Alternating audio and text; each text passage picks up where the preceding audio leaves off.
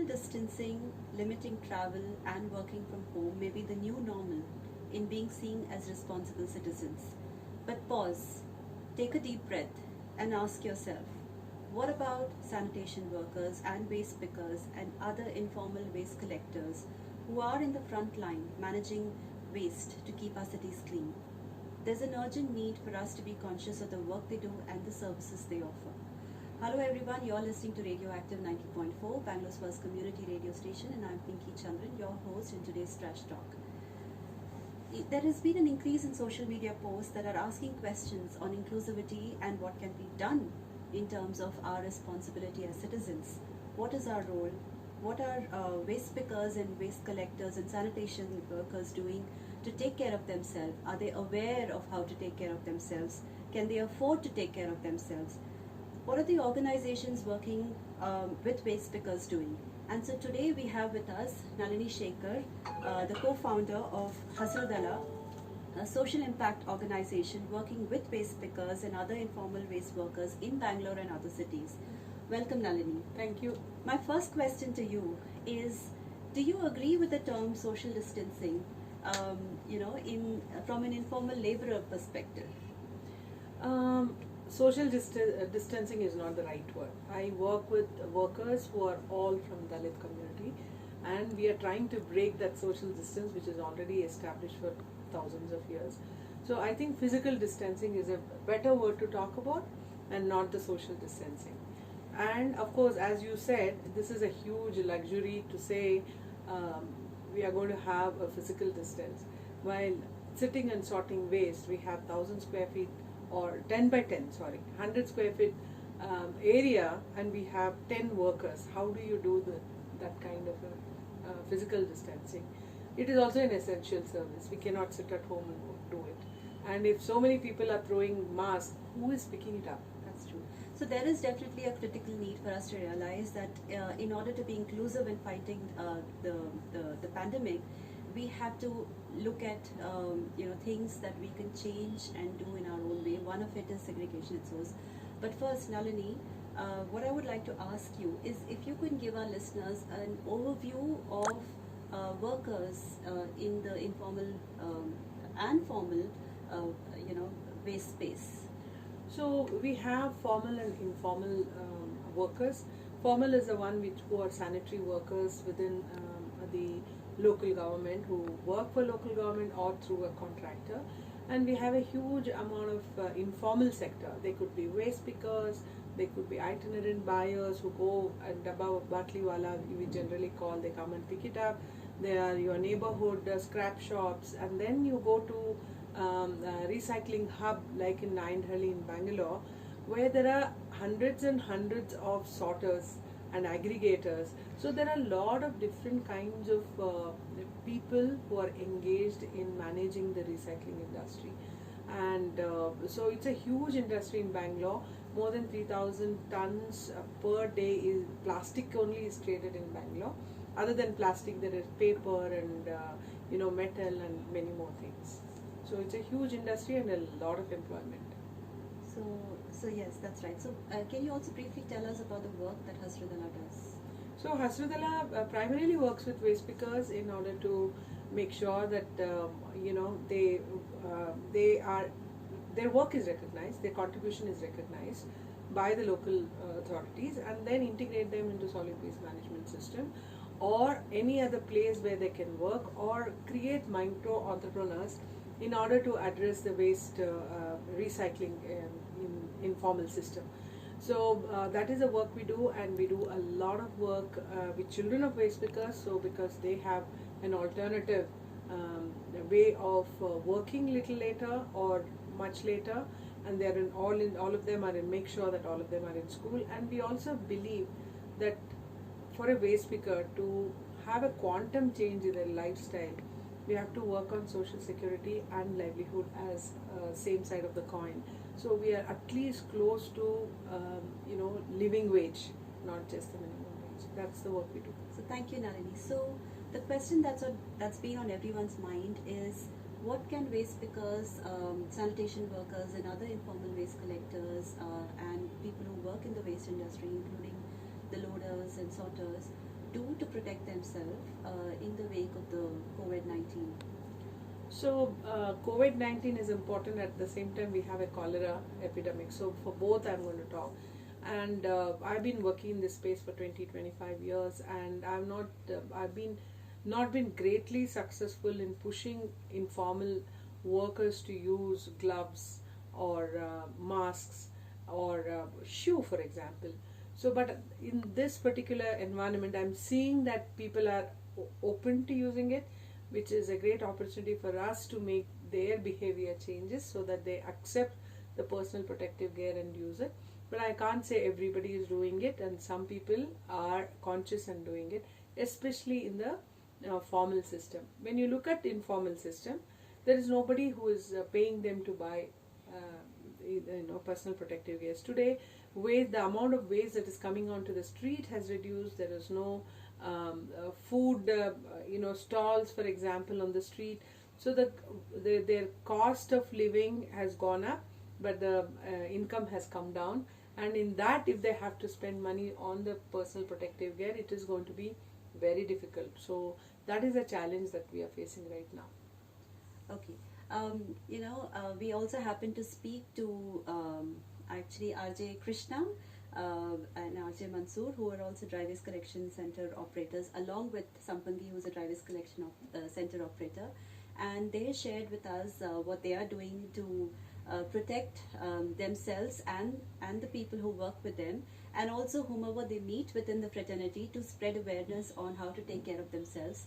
While it might not be possible for them to wash their hands at regular intervals, the use of masks and gloves is something that they are constantly advocating for, and also the use of boots to ensure that when they're walking around that they're protected from cuts and gloves, which is very interesting, and we'll play that recording in some time. But Nalini, organizations like yours, what would be your recommendations to anybody, any organization that want to help out during this period in terms of making that small effort to get people to come forward, even individuals for that matter, to do their bit? So first of all, our education is not to the workers but the people who are creating waste.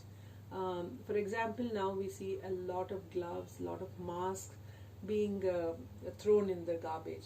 So it has to be responsible disposed. So it has to go into a domestic sanitary waste or hazardous waste.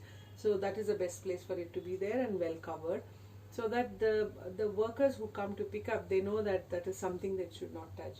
But right now we are seeing irresponsible behavior from the citizens to throw here and there. So we would request them to responsibly dispose.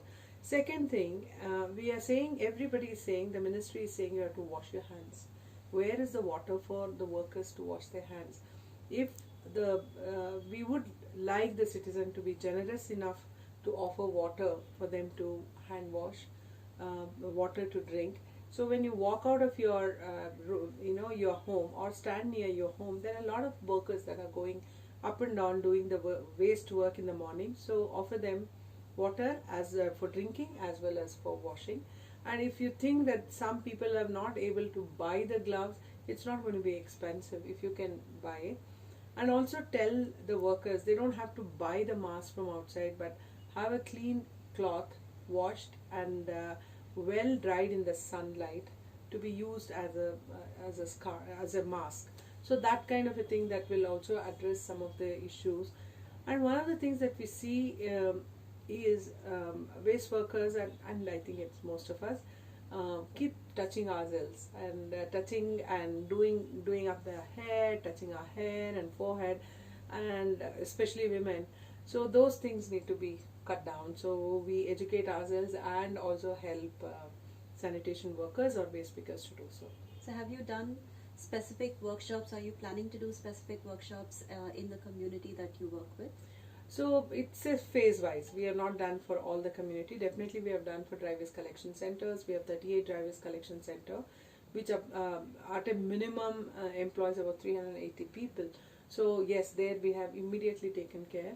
And we have been talking to waste pickers, and now we are coming up with a kind of a visual way to show how to manage your work, because there is a lot of material from the ministry how in general you have to work on the COVID, but there's nothing specific to the waste workers, because waste workers are in really vulnerable situations. So we are coming up with material to share with the waste workers.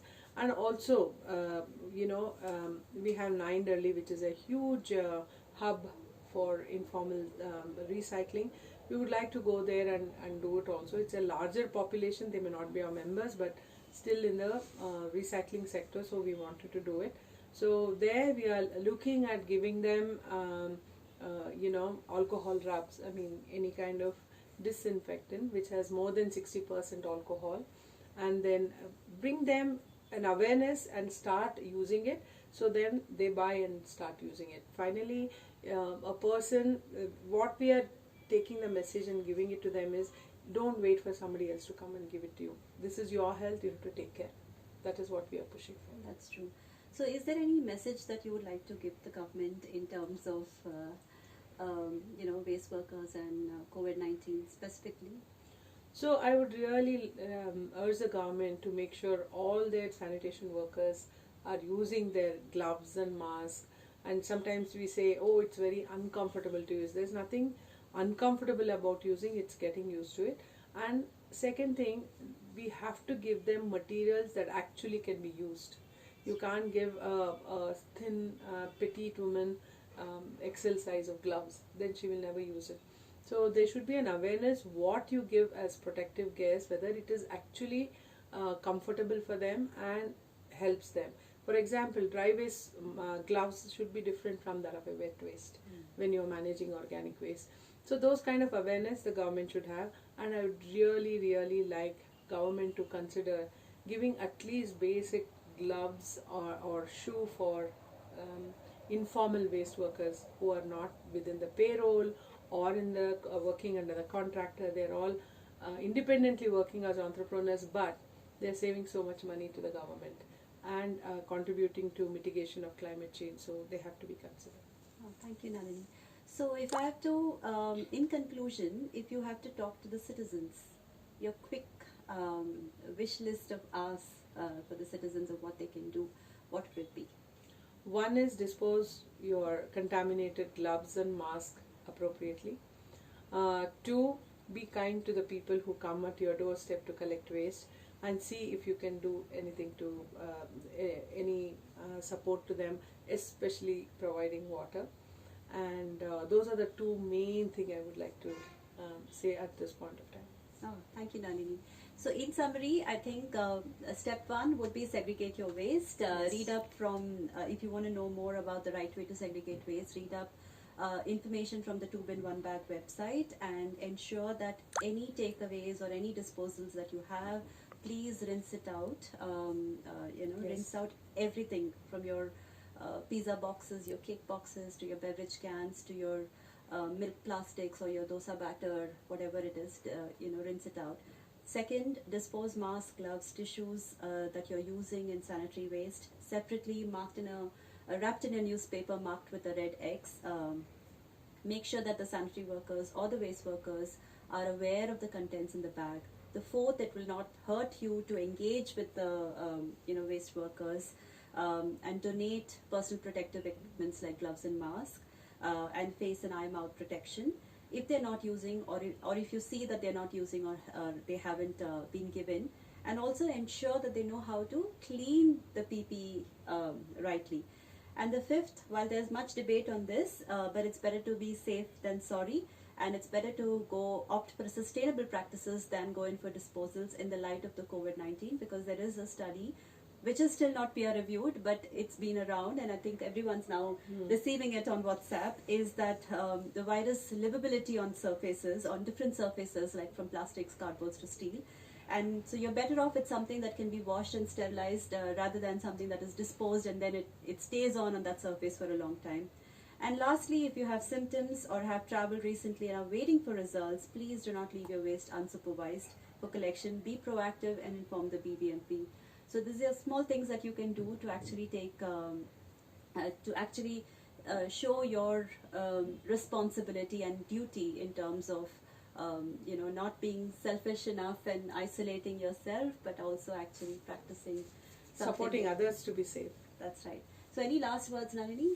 No, I think you covered everything, and I want to say waste pickers are your warriors. If you don't take care of them today, your waste is going to be in your house tomorrow. So thank you very much, Nalini.